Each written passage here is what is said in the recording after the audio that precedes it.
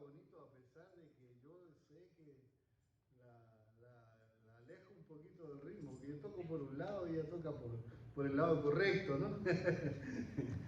Felicitaciones, ¿eh? Lo hace muy bonito, ¿verdad que sí? Lo hace muy bonito. Y es el bajo el que me gusta también, ¿no? Claro que sí. Los muchachos de aquí son tremendos. Bueno, hermano, esta semana estuvimos, creo que llegamos como a 7 u 8 grados bajo cero, ¿no? Fue una semana diferente, muy especial. Yo llevo 40 años en Houston, más o menos, ¿no? Llegué el 19, creo, no, perdón, 1900, el siglo pasado, ¿no? 79. Así que llevo como 40 años, ¿verdad? ¿Sí? Y, ¿cómo? 42 años. Estoy viejo, ¿verdad? ¿Cómo ha pasado el tiempo, eh? Y Houston no está preparado para este tipo de temperatura, ¿verdad? Esto no pasa nunca en Houston, nunca hemos visto esto. Como dice el hermano, una vez vimos que el agua se congelaba, ¿no? Se veía bonito, hermano. Yo me acuerdo de los árboles que les caían esas gotas de agua, así todo congelado, se veía el hielo. Habían unas fuentes que tiran agua, ¿no? Y se veían lindas. En esa fecha yo me acuerdo que tuve que viajar a San Antonio, en esa fecha. Y íbamos por el camino y todo congelado, todo blanco, los árboles blancos. Era lindo, pero no hubo tanto frío como ahora, ¿no? Dicen que la causa fue, a alguien le escuché, no sé si será verdad, que no hicieron mantenimiento adecuado a las máquinas encargadas del aire, ¿no? Hay que hacer un tratamiento especial para el invierno, pero aquí ¿para qué? Si aquí nunca pasa eso, ¿no? Entonces no lo hicieron y bueno, se congelaron las máquinas, eso dicen algunos. Otros dicen que lo que pasó es que le vendieron parte de la energía, de la energía que había aquí, o sea, las reservas que habían para Houston, se las vendieron a otro estado y total, aquí no se necesitaban, ¿no? Y nos quedamos sin energía nosotros, ¿verdad? Y bueno, yo no sé cuál fue la razón, pero sí hubieron muchos apagones, ¿verdad? El servicio era intermitente, ¿no?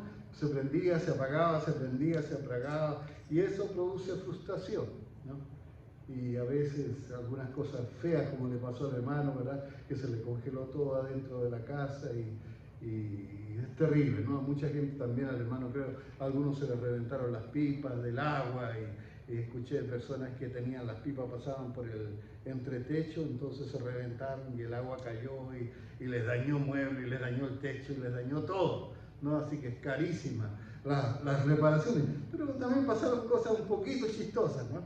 Me acuerdo con Adriana, estábamos frío que hacía dentro de la casa, congelado, ¿no? Y quisimos salir, dijimos, vamos a dar una vuelta, nos subimos al carro, el carro le ponemos la calefacción y eso nos ayuda un poco, ¿no? Y entonces vamos, nos subimos al carro, nos metimos al carro, a andar el carro y Adriana me dice, se nos olvidó apagar la luz de afuera, ¿está prendida? Ah, yo me bajo a apagarla entonces, le dije, ¿no? Y llego, me bajo, ¿pero qué? ¿Está prendida? ¡Está prendida! Y salió corriendo para adentro, ¿no es cierto? Había llegado la electricidad justo en ese momento, así que entramos, prendimos el calentón, ¿verdad? El calentador, prendimos la estufa, calentamos agua, aprovechamos de calentarnos un poquito porque el frío era feo. Salimos corriendo, ¿no? No sabíamos cuánto tiempo iba a durar tampoco, así que había que hacer las cosas rápidas, ¿no es cierto? Uno sabía que llegaba la luz y se metía corriendo a la casa a ver cómo calentaba la casa y sí, fue un momento duro. Hay gente que ha sufrido. ¿Sabes, hermano? Escuchamos de que habían muerto alrededor de 100 personas, ¿no? Mucha gente murió por eso de que en el garage de la casa se metieron a su carro, ¿no? Y entiendo, el Ryan me estaba explicando, lo que pasa es que el mofle está tirando todo ese anhídrido carbónico y la gente, o sea, eso no sale para afuera y entonces eso entra al carro y la gente lo respiraba, ¿no? Y eso los mató, ¿no? Algunos murieron por eso, otros por otras causas, pero todas relacionadas al frío fuerte que hubo, ¿no? Fue algo desastroso. Alguien dijo, algo en delante y yo lo tenía aquí anotado también porque es verdad. A veces es necesario que ocurran cosas así para recordarnos, hermanos, de que dependemos de Dios. Y en momentos como este, todo el orgullo y la soberbia del hombre se van al suelo, ¿no? Y hombres grandes y famosos y poderosos a veces no hayan que hacer porque no estaban preparados. No estábamos preparados. Lo que pasó en Houston, hermano, cuando nos faltó la electricidad, ¿no es cierto?, nos sirve para ilustrar lo que sucede en los corazones de los hombres cuando no tienen la presencia de Dios en sus vidas. Los corazones se apagan, hay oscuridad, se vive en tinieblas y en frío espiritual. Porque no hay luz, porque no hay calor de la vida de Cristo. Una persona, como hemos dicho algunas veces, cuando no tiene a Cristo, cuando no está en el Señor, es un muerto espiritual. Y los muertos son fríos. Hermanos, hay mucho poder, sin embargo, mucha vida y hay mucho fuego de Dios en el corazón y en la vida de aquellos que están llenos del Espíritu Santo. Amén. Vamos a seguir y en lo que estábamos algunas semanas viendo, capaz que pronto vamos a cambiar a otra cosa, pero vamos a Hechos capítulo 6, versos 7 al 10. Aquí vamos a hablar de lo que sucede cuando una persona tiene la presencia de Dios en su corazón, ¿no?, en su vida. Dice, y crecía la palabra del Señor, es Hechos 6, 7 al 10. Y crecía la palabra del Señor y el número de los discípulos se multiplicaba grandemente en Jerusalén. También muchos de los sacerdotes obedecían a la fe. Y Esteban, lleno de gracia y de poder, hacía grandes prodigios y señales entre el pueblo. Entonces se levantaron unos de la sinagoga llamada de los Libertos y los de Cirene, de Alejandría, de Cilicia, de Asia, disputando con Esteban. Pero no podían resistir a la sabiduría y al espíritu con que él hablaba. Amén. Recuerdo que fui niño, ustedes fueron niños también, ¿no?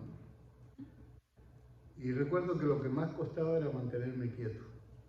¿Verdad? ¿Cómo cuesta dejar a un niño quieto? Usted castiga a un niño si lo hace sentarse un minuto a veces, cuando está bien chiquito, ¿no? A veces la mejor forma, el mejor castigo no es un golpe. Por lo que te portaste mal, te sientas 5 minutos, ¿no? Y el niño sufre con eso. Hoy día tuvimos al nieto de Adriana en la casa. Ay, ay, ay, ¿verdad que sí? ¿No? Ya se empieza a mover y para mantenerlo quieto hay que amarrarlo el chiquito, ¿no? Es difícil. Es difícil, claro que no se puede. Me acuerdo cuando mi mamá me decía, ¿acaso no te puedes quedar quieto? Y había una frase común, me decía, ¿acaso tienes lombrices que no te quedas quieto? No sé si a ustedes le decían lo mismo, ¿no? Y claro, mi papá sí sabía cómo aquietarme, ¿eh? Tenía una mirada que era mágica, ¿no? Tenía una mirada que me miraba a los ojos y yo me quedaba calladito, quietecito. Lo había aprendido que era peligroso no obedecerle. Te decía, quédate quieto y te quedabas tranquilo. Pero a los niños les gusta quedarse, les cuesta, ¿no? Nadie puede impedir que el niño se mueva. Otra cosa que no se puede impedir de los niños es que crezcan. ¿Cierto?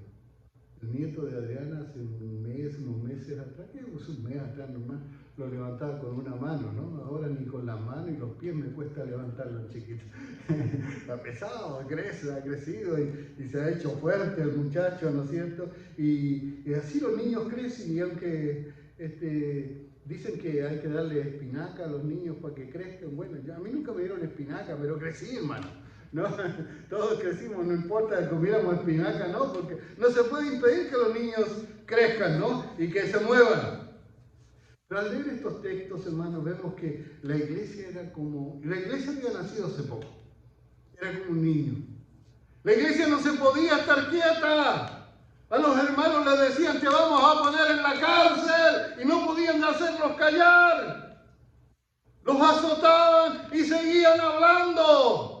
Y la iglesia no solo hablaba y no solo predicaba y no solo se movía, sino que también la iglesia crecía. Era como un niño que estaba creciendo. Era imposible mantenerla quieta.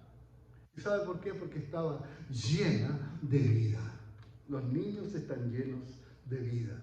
¿No es cierto? Los niños no pueden estar quietos porque están llenos de energía, llenos de fuerza, llenos de ganas de moverse.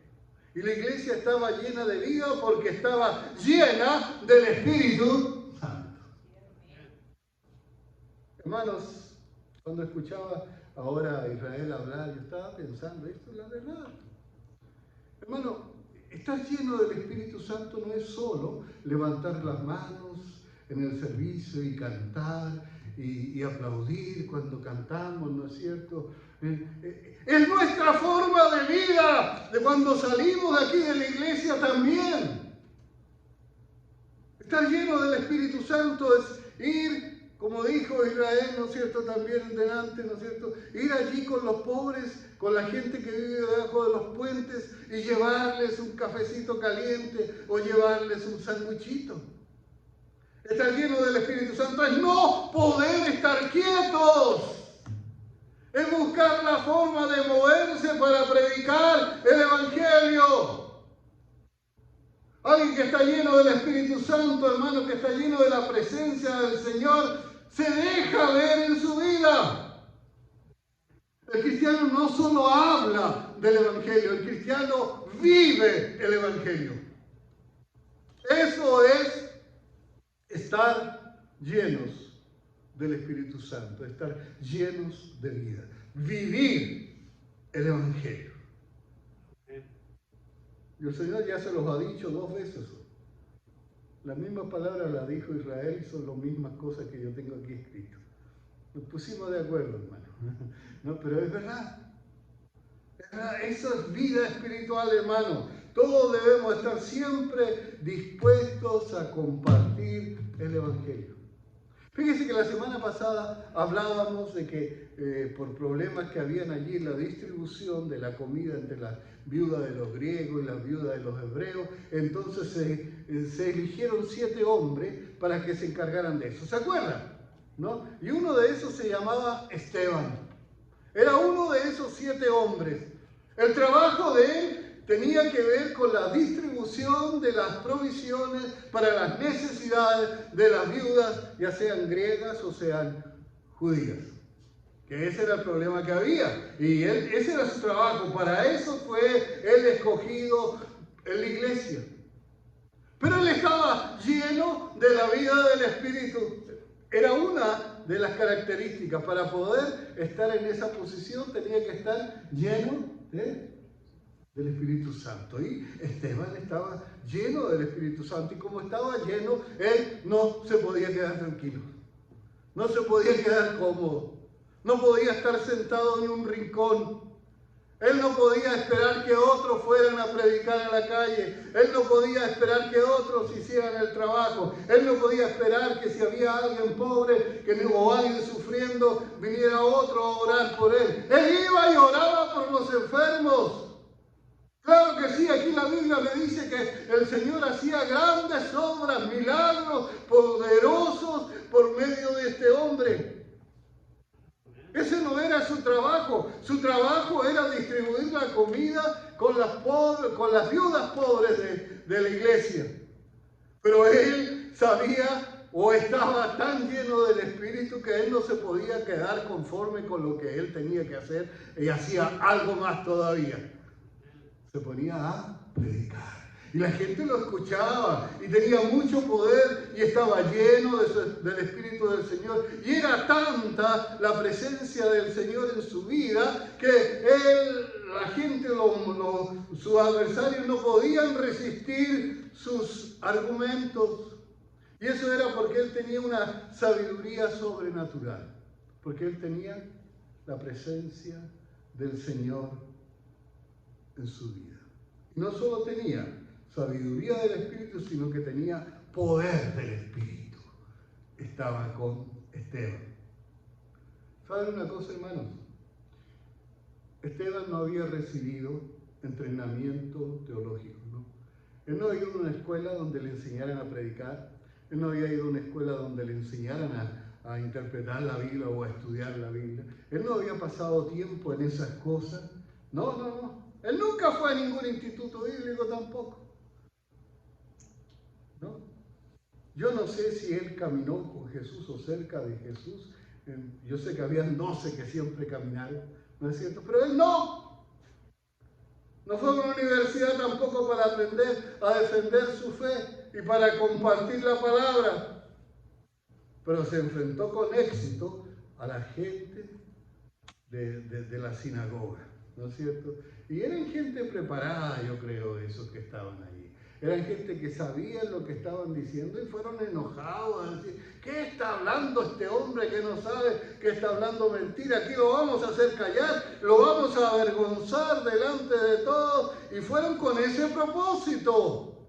Total, este no es Pedro, este no es Pablo, este no es uno de los apóstoles. Este es un hermanito nomás de la iglesia. A este lo vamos a agarrar y le vamos a dar una. Pero, ¿qué pasó? No podían contradecir sus argumentos. ¿Amén? Qué lindo ese pensamiento, hermano.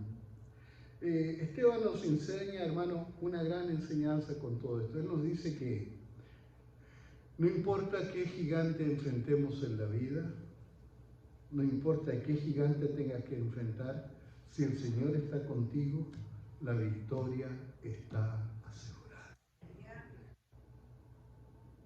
Amén. O sea, lo voy a repetir. No importa qué gigante te toque que enfrentar.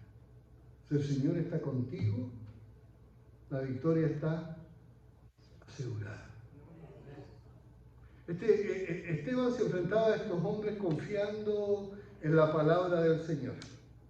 ¿Sabe que el Señor había hecho una promesa? Ahora, les voy a decir una cosa. Vamos a leer este texto. Pero el texto que vamos a leer no lo voy a leer solo hablando de que tenía que ver con Esteban. No, con nosotros. Tiene que ver contigo, tiene que ver conmigo. ¿No es cierto? A veces nosotros aquí hemos mostrado algunos videos, hemos tratado de dar algunas enseñanzas de cómo evangelizar y todas esas cosas, ¿no es cierto? Pero miren lo que dice acá. Esto es algo que no debiéramos olvidar. Tal vez usted diga, no, yo no aprendí, yo no estudié, no leí, o no estuve en algunas de las clases que se dieron, los videos que se vieron. A lo mejor yo no puedo. Mire lo que dice Lucas capítulo 12, versos 11 y 12. A veces tenemos miedo de predicarle el Evangelio a cualquier persona. Mire lo que dice Lucas 12, 11 y 12. Estas son palabras del Señor Jesús. Esta se la está diciendo el Señor Jesús a una hermana que se llama Sofía, una hermana que se llama Marta, a un hermano que se llama Samuel, a uno que se llama Dasani, una niñita que se llama Dasani, ¿verdad? Una niñita que se llama Abi, a un hermano que se llama Israela, y a Noemí, bueno, a Adrián, a todos. Uno no puede nombrar a toda la iglesia, pero hermanos, les quiero decir sí que estas palabras que vamos a leer son para ti. ¿Para quién es esto? Dígalo, esto es para mí. El Señor Jesús te lo está diciendo a ti. Imagínate que el Señor Jesús te está hablando al oído ahora, o que está sentado al lado tuyo y te lo está diciendo.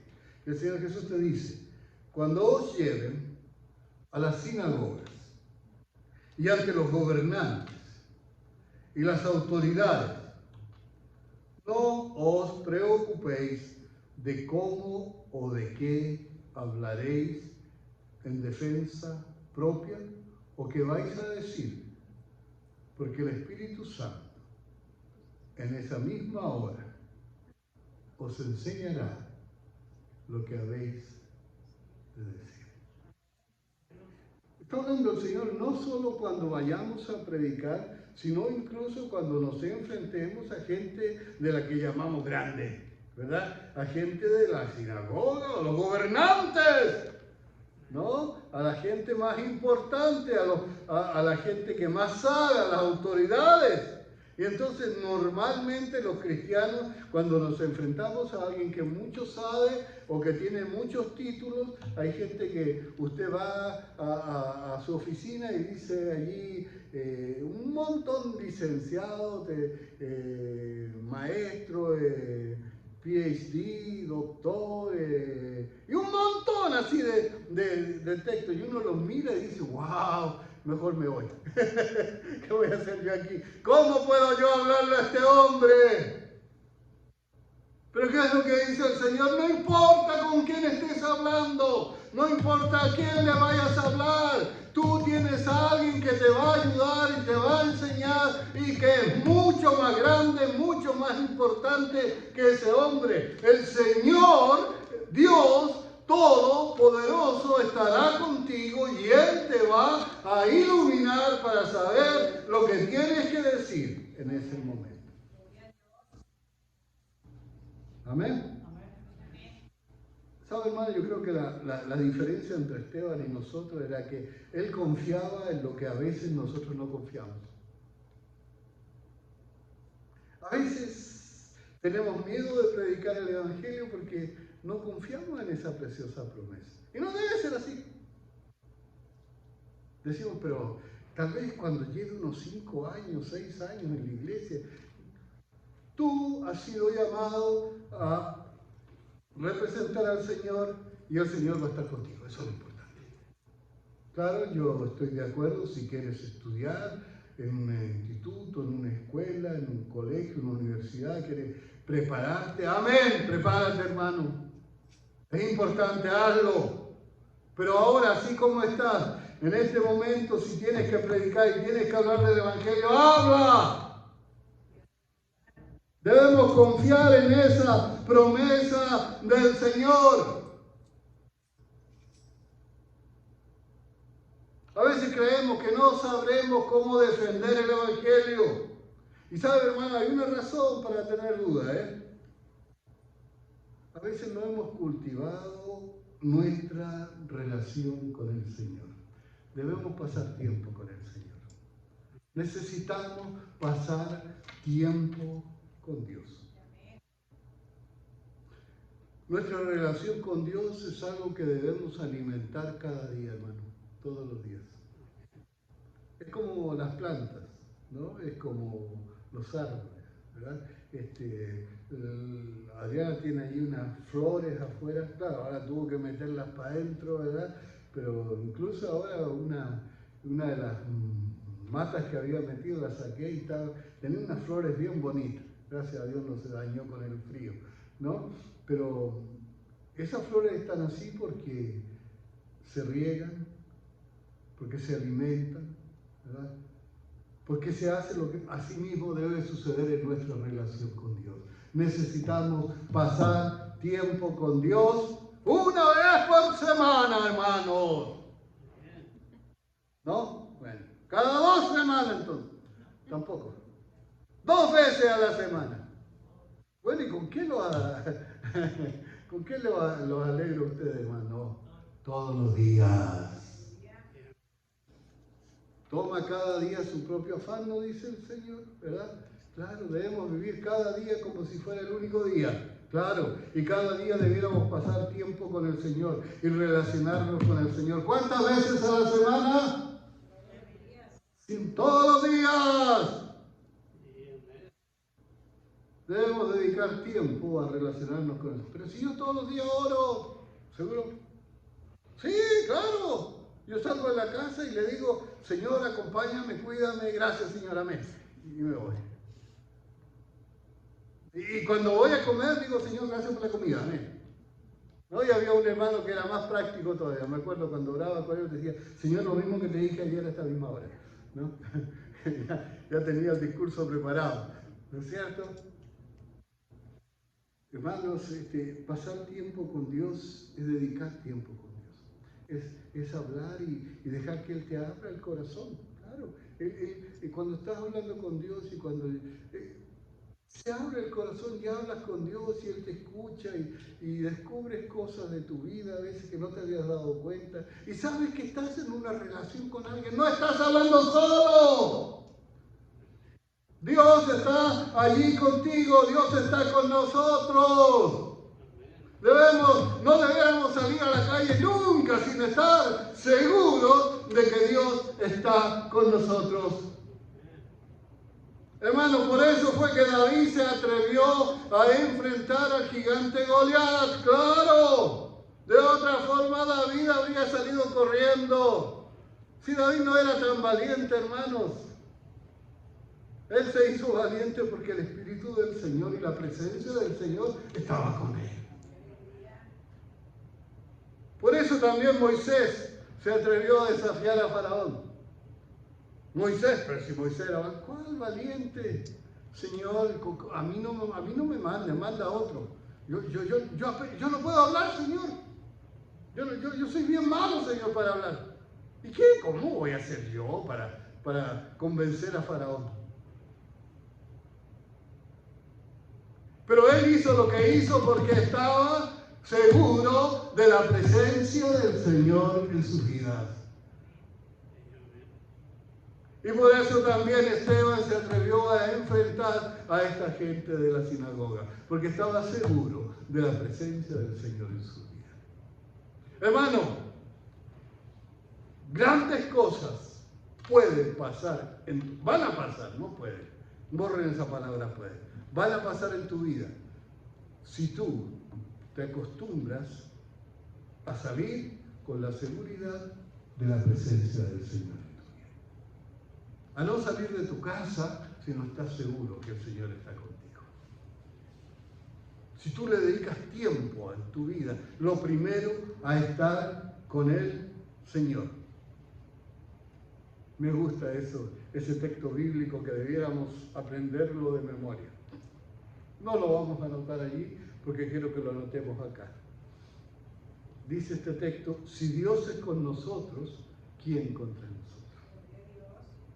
¿Por qué no lo decimos todos juntos? Que se escuche, ¿sí?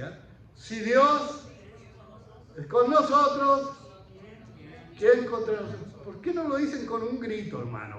A ver, si Dios con nosotros, ¿quién contra nosotros? Así debiera ser, hermano. Esa debiera ser nuestra experiencia todos los días. ¿Sabe que lo único que debiéramos tenerle miedo es de caminar sin la compañía de nuestro Dios? Es lo único. Este es el secreto de los grandes héroes de la fe. Alguna vez alguien dijo que aquel que se arrodilla delante de Dios no se arrodillará delante de los hombres. Y me acuerdo de aquel otro predicador que decía que él no se atrevía a salir a la calle sin pasar 2 horas en oración. Y decía, bueno, todos los días yo oro 2 horas, excepto cuando hay mucho que hacer, cuando tengo muchas obligaciones, cuando tengo muchas cosas que hacer. En esa vez oro más. Para que el Señor me ayude. Necesito más de mi Dios. Claro, nosotros se nos haría, no estamos acostumbrados quizás. Pero debemos pasar mucho tiempo con Dios. ¡Lo necesitamos! Mi hermano, tú necesitas pasar tiempo con Dios. Yo necesito pasar tiempo con Dios. Es algo de primera necesidad. Es más necesario que ir a comprar el pan a la tienda o las tortillas. Es más necesario que el cafecito de la mañana. Claro que sí. Es más necesario, hermanos, que cualquier otra cosa que nos guste o no nos guste. Lo que más necesitamos en nuestra vida es la presencia del Señor siempre. No salga a la calle sin estar seguro de la presencia de su Dios. No salga a la calle por nada. Hermano, cuando tú estés seguro de que Dios está contigo, no le temerás a nada y podrán venir los hombres más sabios o los más sanguinarios o los más poderosos, pero si Dios está con nosotros, ¿cómo nos escucha? No escucha. ¿Quién contra nosotros? No se escucha. ¿Quién contra nosotros? No se escucha. ¿Quién contra nosotros? Amén. Si Dios es con nosotros, ¿quién contra nosotros? Amén. Hermano, Esteban sabía que su vida estaba en peligro. Que si él predicaba en ese momento, sabía que era peligroso. Él sabía que sus enemigos no eran gente buena. Eran malos, eran sanguinarios, eran asesinos. Ellos fueron los que habían llevado a Jesús a la cruz. Él sabía que la sinagoga era responsable de la crucifixión de Cristo. Pero él no le tenía miedo. Porque sabía que Dios estaba con él. Solamente tenemos miedo cuando no tenemos seguridad de que Dios está con nosotros. No importa, hermano, a qué tengamos que enfrentarnos. No importa si tenemos que enfrentar a un enemigo humano o demoníaco. No importa tampoco si tenemos que enfrentar a la pobreza o a la enfermedad. No importa tampoco si tenemos que ir a la cárcel por predicar al Señor o si tenemos que perder la vida. Pero si estamos seguros de que Dios está con nosotros, entonces dejaremos de temer. No tendremos miedo. Y a veces tenemos miedo de hablarle a alguien porque decimos, yo no sé cómo hablarle al Señor. ¿No es cierto que a veces sucede? Y entonces, hermanos, dejaremos de temer. Y esto sucede cuando hemos pasado tiempo con Dios. Amén. Cuando hemos tenido, cuando hemos podido estar con el Señor, cuando le hemos pedido perdón también por nuestros pecados, cuando vivimos en paz con Dios, cuando hemos hecho la paz con el Señor, cuando la presencia del Señor inunda nuestras vidas. Hermano, entonces cuando esto pasa no importa el precio que haya que pagar. No importa. Si tengo a Dios conmigo, no importa lo demás. Porque hasta la muerte es temporal. Pero la presencia de Dios y la bendición de Dios es eterna. Si dejáramos esta tierra, lo que nos espera es mucho mejor que lo que vivimos aquí.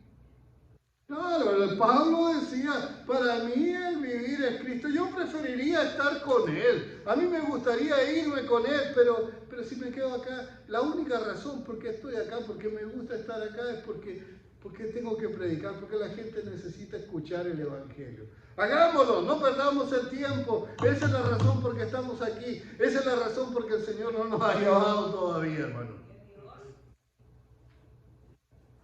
Amén. Y si sufrimos por el Señor en esta tierra, sabemos que allá seremos recompensados. Porque viviremos para siempre con Él. Hermano, vamos a leer 2 de Timoteo, capítulo 2, versos 10 al 13. Ahí habla nuestro hermano Pablo, el apóstol Pablo, ¿verdad? Él nos dice cosas muy interesantes. Dice allí, por tanto, todo lo soporto, por amor de los escogidos, para que ellos también obtengan la salvación que es en Cristo Jesús con gloria eterna. Palabra fiel es esta. Si somos muertos con Él, también viviremos con Él. Si sufrimos, también reinaremos con Él. Si le negáramos, Él también nos negará. Si fuéramos infieles, Él permanecerá fiel. Él no puede negarse a sí mismo.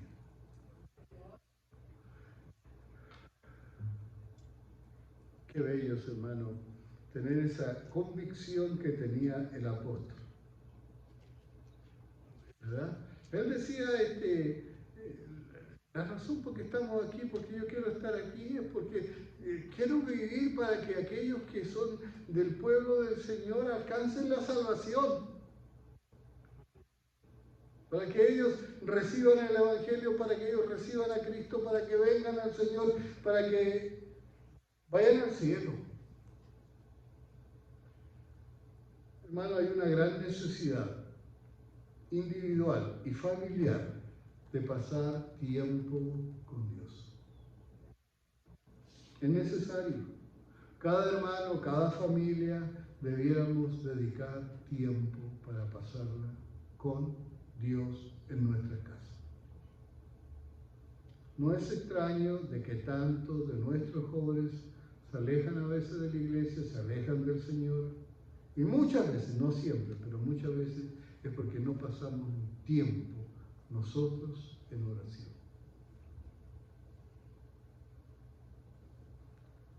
Y entonces queremos que nuestros hijos tengan una buena vida, queremos que nos acompañen a la iglesia, y no sucede. Y esto no pasa porque no tenemos poder. Y no tenemos poder porque no pasamos tiempo con Dios. Los padres que enfrentan la vida con la seguridad de que son acompañados por Dios serán padres poderosos. Claro, porque el poder del Señor estará con ellos. Y tendrán hijos poderosos también. Y digo poderosos para vencer el pecado, para vencer la tentación. Poderosos en el Señor. Tus hijos lo necesitan, hermano. Es verdad que nuestros hijos necesitan que salgamos a trabajar, que procuremos todo lo que ellos quieren, provisiones, alimentos, ¿no es cierto? Lo que necesitan, ¿verdad? El techo, la ropa, claro, eso es necesario. Pero ¿sabe qué es lo que más necesitan tus hijos, hermano? ¿Cuál es la mayor necesidad de tus hijos? La mayor necesidad de tus hijos es la necesidad de Dios.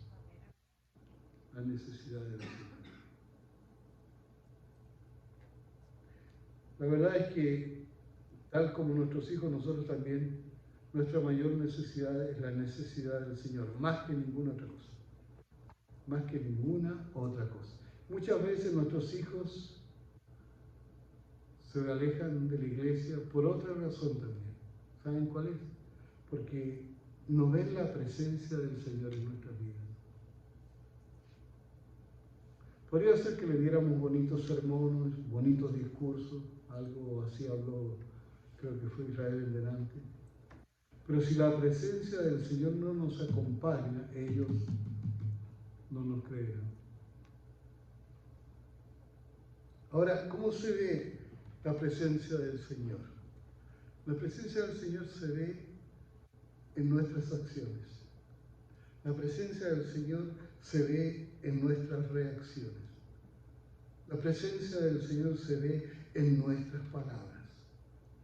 Y es necesario que nuestros hijos vean que caminamos con Dios.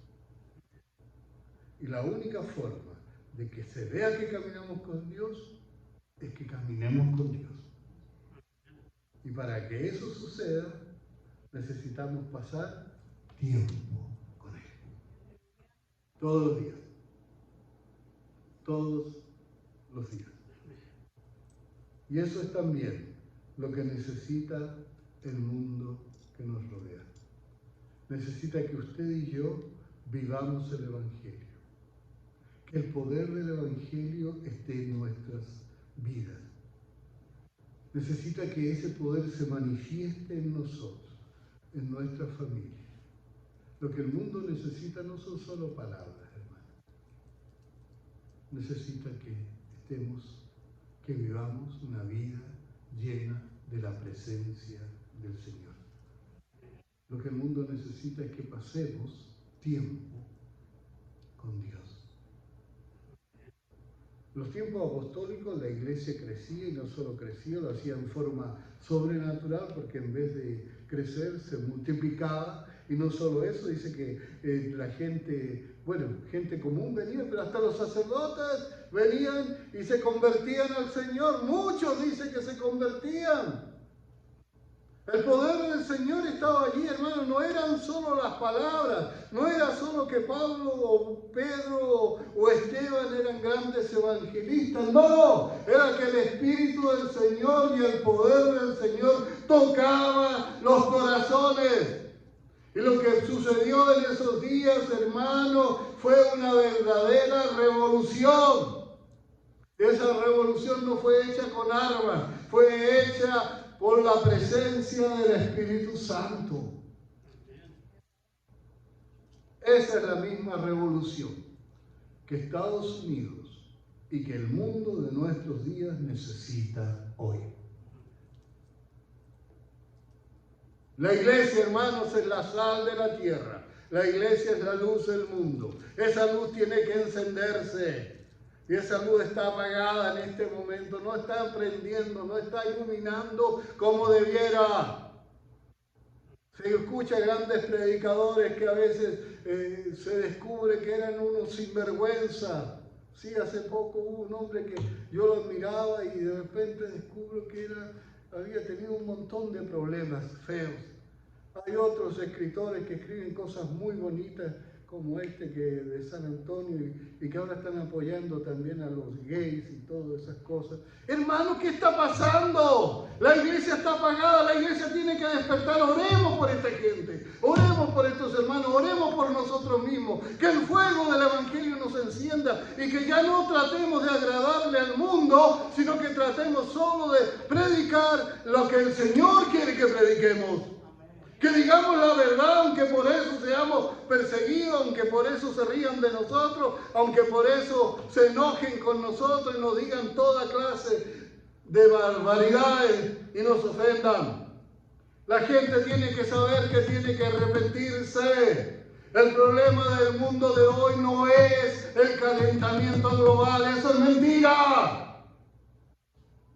Es la multiplicación de la maldad. Es la multiplicación del pecado, es la corrupción global que ha llenado el mundo. Y usted y yo hemos sido llamados, hermanos, no a agradarle al mundo, no. Hemos sido llamados a llamar al mundo al arrepentimiento. A predicarles a Jesucristo como la única salida de salvación.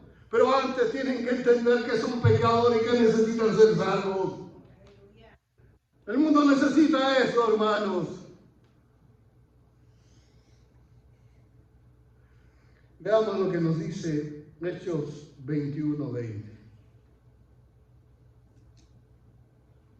Mira lo que sucedía en ese tiempo. Dice, y ellos cuando les oyeron, glorificaban a Dios y le dijeron, hermanos, ya ves cuántos miles hay entre los judíos que han creído y todos son celosos de la ley. O sea, los mismos que antes habían crucificado a Jesús se estaban convirtiendo y por miles. Y como dijo delante mi hermano cuando estaba hablando aquí, hermano, nunca piensen, nunca menosprecies a nadie porque no parece que se va a convertir. Nadie creería que los celosos de la ley, nadie creería que los sacerdotes, nadie creería que aquellos que atacaban a la iglesia, ¿no es cierto?, se iban a convertir. Pero se convirtieron. Es sorprendente ver a los sacerdotes unirse a la iglesia. Es sorprendente que el Señor traiga a la iglesia a los borrachos también, hermano. Y que traiga a los drogadictos, que traiga a las prostitutas, y que traiga a los homosexuales, y que traiga a los más despreciados de la sociedad. Claro que sí. Tenemos que orar, porque el Señor quiere hacer eso. Pedir que la presencia del Señor esté entre nosotros. Tenemos que orar más, hermanos. Pasar más tiempo en oración. Lo necesitamos. La Escritura dice que miles se convertían. Porque donde está el Espíritu de Dios es el fruto de su presencia. Donde está el Espíritu Santo hay vida espiritual. Hay vida en abundancia. Eso dice la Escritura. Y esta vida produce crecimiento. Y cuando hablamos de crecimiento, hermano, no estoy hablando solo de crecimiento en números, no. Estoy hablando de crecimiento espiritual también. De nuestro crecimiento espiritual también. De las dos formas, ¿verdad? La iglesia que se mueve en la predicación del Evangelio, esa iglesia no puede dejar de callar, de predicar. A esa iglesia desde el tiempo de los apóstoles no la podían callar ni con cárceles, ni con garrotes, ni con azotes. No podía estarse quieto, era como un niño. Así debería ser la iglesia cristiana, hermano. ¿Saben una cosa? Pueden encarcelar a los hombres, pero el Evangelio nunca será encarcelado. ¿No? En este momento hay hermanos nuestros encarcelados en China, encarcelados en Vietnam, encarcelados en los países musulmanes, pero el Evangelio sigue creciendo. El Evangelio no puede ser encarcelado, porque si los hombres ya no pueden hablar, las piedras hablarán, dice el Señor. Hermano, fíjese que Jesús no dedicó tiempo a hacer crecer la iglesia. Él se dedicó más a preparar a 12 hombres. Que esos hombres crecieran, que esos hombres se fortalecieran. Claro, venían multitudes, pero ese grupito especial, Él se dedicó a ellos. Debiéramos aprender de eso, hermano, en el sentido de que debiéramos buscar al Señor nosotros, aunque no somos un grupito grande, para que el Señor llene nuestras vidas de su presencia. Amén. Hoy somos miles de millones de cristianos gracias a esos 12 que el Señor preparó. ¿Sabe, hermano? Diríamos que contar a los cristianos de todos los siglos, incluso los cristianos de hoy nada más, sería tan fácil, o más bien tan difícil, como contar los granos de arena que hay en las playas del mundo y en el fondo del mar. No se puede contar eso, nadie podría. O como contar las estrellas que llenan las galaxias y este universo tan inmenso. ¡No se puede! La iglesia sigue creciendo y seguirá creciendo. Recuerden, hermano, que nosotros somos parte nada más de un grupito grande que es la iglesia de Cristo. Y la iglesia está creciendo en este día. Y seguirá creciendo. Porque dedicaban tiempos a estar en la palabra de Dios, dedicaban tiempo a aprender, dedicaban tiempo a orar, oraban los unos por los otros, buscaban al Señor en unidad. Habían aprendido a dejarlo todo por seguir a Cristo.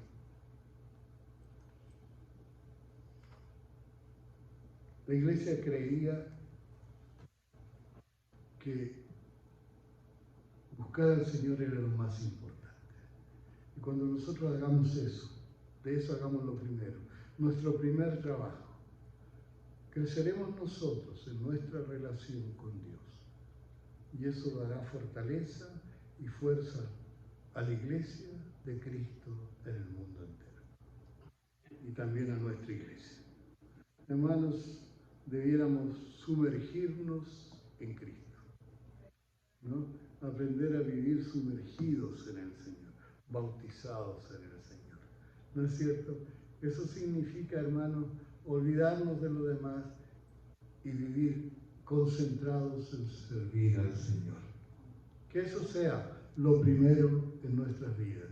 Y nuestras vidas cambiarán, nuestras vidas mejorarán, nuestros hogares serán bendecidos, nuestros hijos serán bendecidos, la iglesia será bendecida, nuestro camino, nuestro trabajo, nuestras economías mejorarán, toda nuestra vida mejorará si dedicamos tiempo, nuestra salud también, dedicamos tiempo a estar con el Señor. Amén. El Señor les bendiga y deseo y oración. Vamos a cantar al Señor.